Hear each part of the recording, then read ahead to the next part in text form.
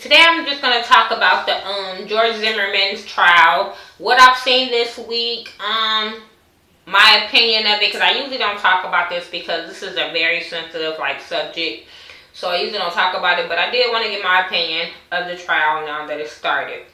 So, I'm not going to go day 1, day 2, whatever. But what I want to talk about was Rachel, the star witness, the girl that was on the phone with him when he had died. A lot of people gave her a lot of flack on social media or whatever in the courtroom of how she spoke and stuff like that. Let me tell you about this. I applaud her. I am proud of Rachel. I'm proud of you, girl. This to me is something she didn't have to do, but she did it. She knew that she was going to get flack from it, especially with social media nowadays. She knew she was going to get flack from it, and she did it. This is her friend. She went in there and told her truth, what she heard. So people need to calm the fuck down on that shit. I was so mad when I saw people calling her precious, and they put a picture of Precious and her side by side, and it was going around viral. And I was just like, this is so fucked up. Like, this girl did not do anything to deserve this, first of all. But, like I said, kudos to her. One thing I will tell her, though, is now that you did go through this, go back to school. And the only reason I'm not saying nothing about the way she talked, because boo-boo, my shit is called the ghetto view, so I don't speak with proper grammar all the time. But when you say to the world that you're 19 years old, you're in high school, and you cannot read or write cursive, then that's when I'm saying go back to school so you can learn that kind of stuff, so it won't hinder you down the line. That's all I'm saying about that, because, like I said, this is something that she did not have to do. Let me tell you, I give kudos to somebody to go to court and not try to act the way everybody else wants them to act and give their truth. It's so many people go to court and be so fake and phony about some shit, and then that's when people really read into you like, oh, you fake, you this. I give so much kudos to Rachel just for being her real. Now, I will say, Rachel, all that posting shit on Twitter and Instagram and shit, that shit wasn't cute whatsoever. I understand this young people doing that type of shit, but this should show young people shit can come back to you and bite you on your ass, the shit you post on Instagram and Twitter and shit like that. So that, I'm like, okay, yeah, she went a little too far with posting shit on Twitter or whatever. But anything with that, I'm proud of her. Anyway, moving on some notes that I took. That goddamn Don West idiot. Now, people talking about Instagram pictures and Twitter pictures, they need to get on him, because there's a picture of him and I guess his daughters eating ice cream, and the hashtags was talking about something about celebrating victory over stupidity or some bullshit. So they need to get on Don West about his goddamn pictures too. Just saying. And then my thing is, he worried about he couldn't understand her. Shit. The world couldn't understand Don West when he was talking, and he couldn't understand her, so who's the dumb one, Don West, and you went to school? I'm just saying. That knock-knock joke was fucking out of line. I thought that was just real. He should have got in trouble with the judge for that knock-knock joke. I'm just saying. Especially when you have this boy parents in there. I give kudos to his parents to even be able to sit through the courts all these days and have to deal with pictures of their son. They have to hear people talk about him, and then he's not here to defend himself and all this stuff. I was just like, wow.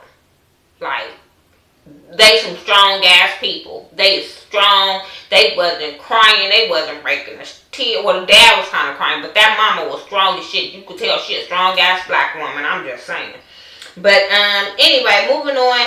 They had a lady, the one that heard them with the 911, and she was talking about her husband was gonna go get a knife or something, and she told him don't go get the knife and all that. And she called 911. And first she was talking about she didn't understand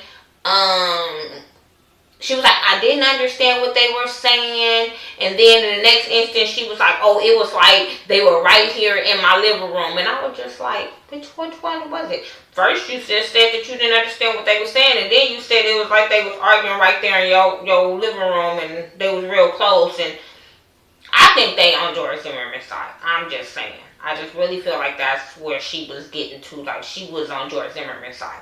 Then with that recording, they kept on saying, oh, a man's voice on that recording. Did y'all forget that Trayvon Martin is 17 years old and his voice have dropped by now, so he probably sound like a man? Because I have a nephew that just made 18 and shit, he been sounding like a man since forever. My 16-year-old son sound like a grown-ass man. So for a dude to be yelling help, it could have been either one of them. So don't keep saying because it was a man voice, it was Zimmerman's. No, I'm just saying. They brought in the crime tech about, she said there was no DNA of Trayvon Martin on his holster and on his gun or whatever. There was no traces of the Trayvon. So I'm like, how was he grabbing on stuff? Like, Zimmerman's whole story just reeks bullshit to me. And I'm not just saying, oh, because Trayvon Martin is black or whatever. It's just his whole thing just reeks bullshit. If you listen to his whole story, he say Trayvon had his hand over his nose and had his hands over his mouth when he was trying to yell help, and he was beating his head into the ground. How was he doing all of these three things at one damn time, and this supposed to be a 17-year-old dude that's athletic, and he wasn't getting off of you? Like, for real? For real? Like, then he talking about he beat his head into the cement. There was no bump. There was no bruise. There was only lacerations. See, that's what people need to get. Like, I need to be in there with that jewelry. Like, would y'all look at the fucking picture, like, read in between these lines instead of listening to these old court words and these big ass words that y'all probably can't even, the jewelry probably can't even fucking understand. So they like, oh, I think it means this. I think it don't mean this. No, common sense is fucking common sense. That's all I'm saying. Then the one dude was talking about how they were fighting MMA style. And then the doctor comes and say that he had been practicing MMA styles like 3 times a week. Like, his story is fucked up. His story is so fucked up. And I'm just so ready for this. I know it's only been 5 days, but I'm so ready for them to just say, look, this is what it is. He needs to go to jail. Like, he's guilty. And if he gets found not guilty of this shit, or he just get off of this shit, I just feel like there's no justice system to me. If this boy get off, this man, whatever, get off, there's no justice system to me. Because this is clear as day that this man is wrong. It's so fucking clear that this man is so fucking wrong. And for people to not acknowledge that, and then they trying to get these all women jewelry, trying to say, oh, well, some of them have guns. Fuck that. I don't give a fuck if you do own a gun. It's a lot of motherfuckers own a gun and say they trying to do just self-defense, but common sense is just common fucking sense. All of the evidence is before everyone's eyes. So it's like, how can he get off? How can you let him off of this type of shit? So I just really hope that he don't get off of that type of shit. Was there something else I want to talk about? The Hispanic lady that couldn't talk English, she told us, like, when I walked out, the guy with the black and red jacket was over the other person. Then she said that she called him 3 times before he even answered. And then when he did answer, all he did was call the police. She said he was pacing back and forth. She was saying he was pacing back and forth from the body to the trash can. I'm saying, like, what the fuck was he going to the trash can for and all this kind of stuff. But I'm like, what the fuck? But I'm like, so these people are telling you, like, clear as day, like, what the fuck? He did it. He went to the doctor. She said that it was likely that his nose was broken. But you could tell in that doctor's face that she didn't believe that his nose was broken because First of all, your nose not broke when you don't even want to go to see an ENT. You told her she recommended the ENT and you tell her no. Even when they arrested him, he didn't want to go see a doctor. But you only went to that doctor just so you can return to work. That's the only reason why you went to the doctor. That's why I said this whole story is just so fucked up. But like I said, before I go, I just wanted to applaud Rachel. If you're watching this, Rachel, if somebody know Rachel and they watch this, just tell her that everybody not against her. Everybody that talked about her, everybody don't agree with that shit. I just feel like you did what you were supposed to do. Whether you talked in slang, you talked in English, Spanish, shit, purple colors, I don't know. You can talk in shit, alien language, long as you got the story across. I like how she was telling him, didn't you watch First 48? I ain't gotta call you. It was your job to call me. I liked that. I liked it how when they was asking her, do she understand English? And she was like, I understand English. Like, why are y'all trying to make her seem like she's stupid as fuck? Like, come on now. So, kudos to you, Rachel, for even getting through the testimony. So, kudos to you. Kudos to you for remembering shit that happened.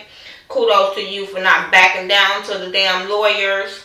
All that. So, tell me what you guys think of the trial. I don't care if you on George Zimmerman's side, you on his side. I don't know why, but you on his side. If you on Trayvon's side, kudos to you. But I'm just saying, just tell me your thoughts. I'm not going to get mad. I'm not going to delete your comments. If you come for me, though, talking about me, I will delete your comments. I will not leave them in the comment section because I don't have to because it's my channel. But we can always agree to disagree. We can always have a good ass conversation. Please share my video so we can all get this cracking and see what other people think of this trial. Follow me on Facebook, Keek, Twitter, Instagram. I do everything by The Ghetto View, THA, not THE. Except my Instagram is Miss Nika, MIZZNEKA69. Follow me there and I'll follow you back. Alright, peace.